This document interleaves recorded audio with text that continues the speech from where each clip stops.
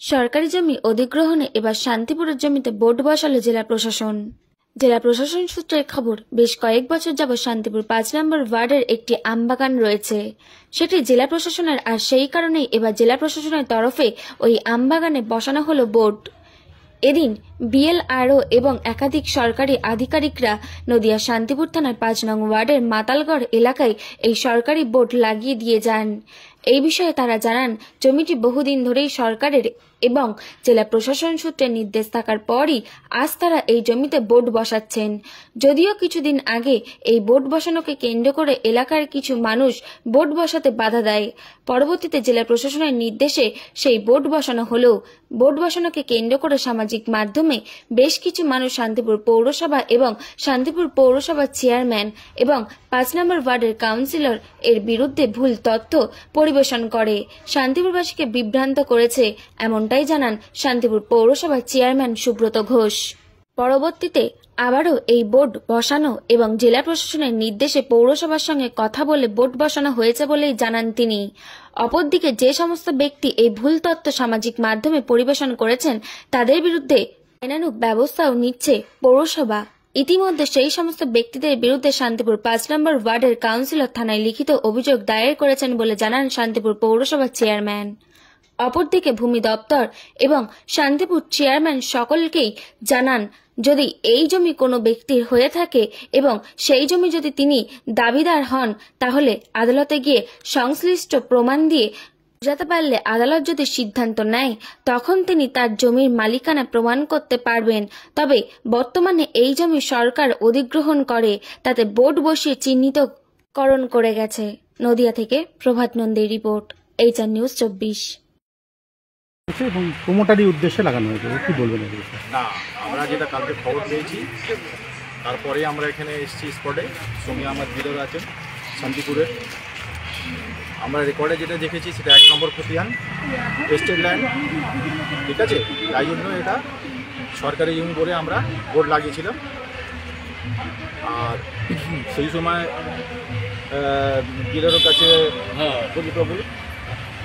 সেই মুহূর্তে আমাদের কাছে যে আমরা নর্মালি যে বোর্ডটা লাগাই সেই বোর্ডটা রেডি ছিল না, তো আমাদের পক্ষে পুরসভা একটা বোর্ড তৈরি করে লাগিয়েছি। নিচে লেখাটা আমরা একটু কারেকশন করে দিচ্ছি।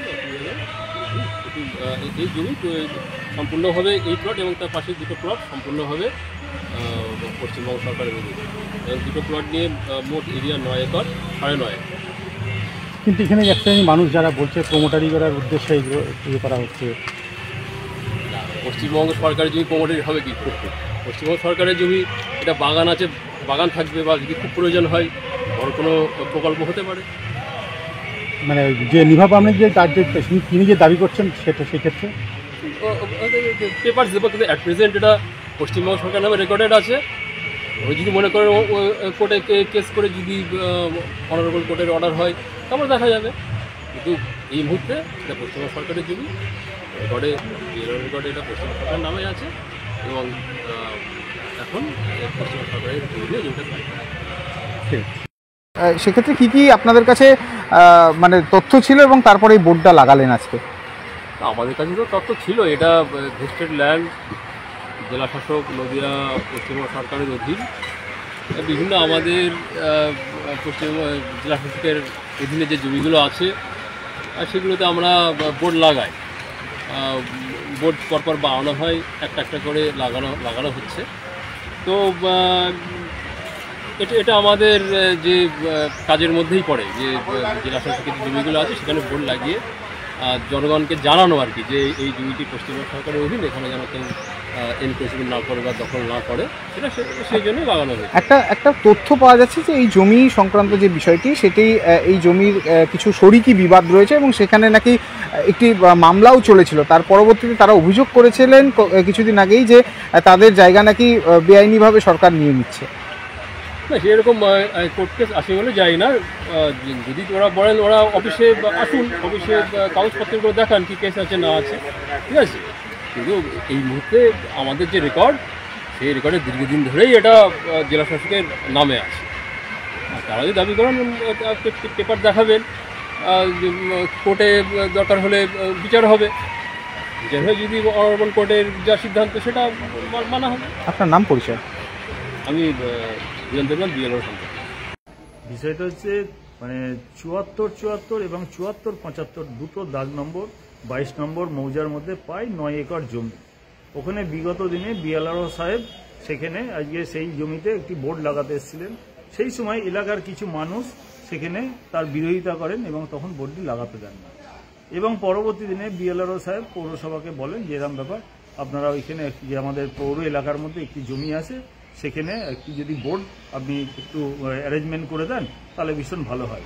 বিএলআরও সাহেবের অনুমতি কমেই সেখানে পৌরসভা সহযোগিতা করেছিল। সরকারি জমি যদি আজকে একটা ল্যান্ড পশ্চিমবঙ্গ সরকারের অধীনে যায়, সেখানে হয়তো আমার পৌরসভার ইন্টারেস্ট, সেখানে হয়তো পৌরসভার কিছু প্রজেক্ট হবে, সাধারণ মানুষ যাতে উপকৃত হয়, পৌর এলাকার মানুষ।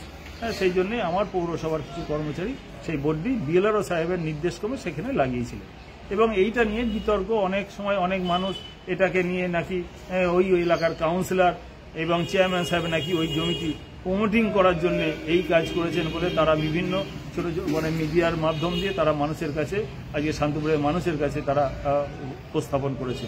এটা খুব তাদের নৈতিকভাবে, যদি কোনো ব্যক্তিগত কারো জমি হয়, নিশ্চয়ই সে তার জমি মানে যদি কেস হয়ে থাকে, কেসের যদি রায় তার পক্ষে যায়, নিশ্চয়ই মানে পশ্চিমবঙ্গ সরকার তাকে ছেড়ে দিতে বাধ্য হবেন।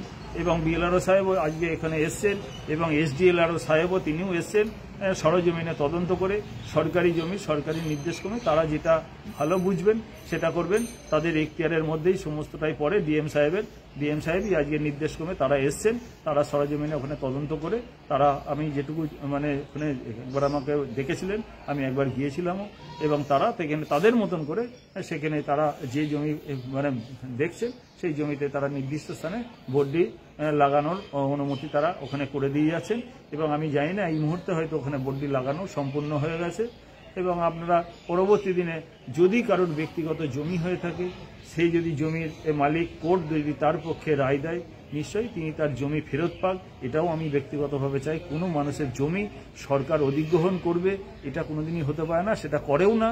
এবং যদি কেসের আন্ডারে যদি গিয়ে থাকে, পরবর্তী দিনে সরকারি নির্দেশক্রমে যা হয় সেটা হবে, এর কিছু বলার নেই। অবশ্যই ইতিমধ্যেই আমি ওই ওয়ার্ডের কাউন্সিলরকে আমি বলেছি, কাউন্সিলর গতকাল থানায় একটা লিখিত অভিযোগও দায়ের করেছেন এবং একটা পোস্টাল মানে মাধ্যমে আমার পৌরসভায় একটি চিঠি এসছে।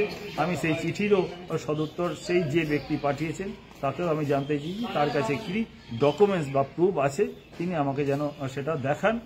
আইনগতভাবে আইনি বিষয়, আইনি জুডিশিয়াল বিষয়ের মধ্যে যদি থাকে, এবার আইনে যা হবে, যদি কারোর জমি ব্যক্তিগত জমি হয় নিশ্চয়ই তিনি ফেরত পাবেন।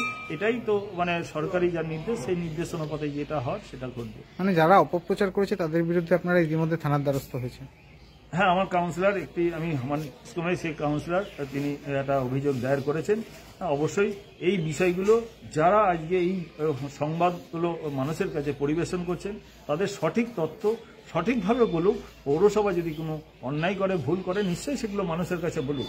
কিন্তু পৌরসভা সাধারণ মানুষের জন্য অনেক কাজ করছেন, অনেক ডেভেলপমেন্টের কাজ করছে, সেই বিষয়গুলি তারা কিন্তু সামনে কোনো সময় আনেন না। কাজ করতে গেলে মানুষের ভুল ত্রুটি একটা ঘটতে পারে, সেই ভুলটাকে মানুষের কাছে পরিবেশন করছেন, এটা খুব দুঃখের।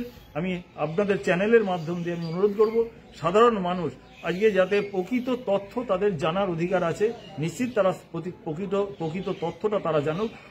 তথ্যগুলোকে বিকৃত করে মানুষের কাছে পরিবেশন আপনারা করবেন না, এটা খুব দুঃখের। এই বিষয়গুলো আপনাদের চ্যানেলের মাধ্যমে সেই বন্ধুদের কাছে আমি অনুরোধ করছি। নাম পরিচয়? সুব্রত ঘোষ, চেয়ারম্যান, শান্তিপুর পৌরসভা।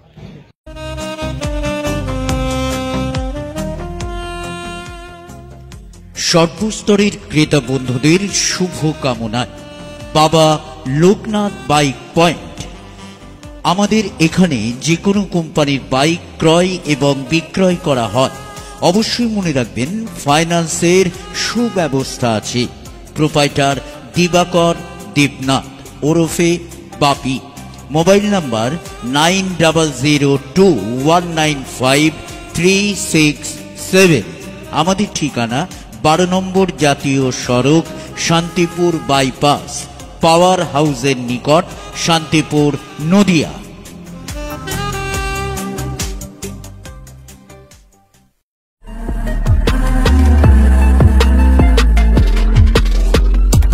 নমস্কার, আপনারা দেখছেন HR নিউজ 24, সত্যের লক্ষ্যে মানুষের পাশে।